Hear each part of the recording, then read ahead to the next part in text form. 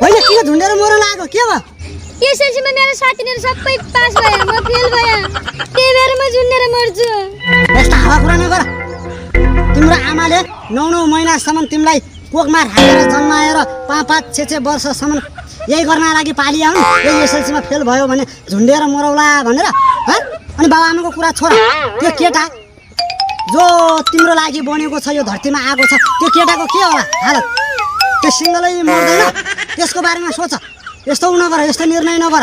अब मैले सम्झाउने काम सम्झाले के गर्ने तिमी आफै सोच बेचारा त्यो केटाको बारेमा सोच आमा बुवा त छिटो मर्नु अब बुढा भइजान् केटाको बारेमा सोच म गइन देशमै गर यार हुन पनि हो विचार त केटा त सिंगलै मर्छ नि मर्दैन अब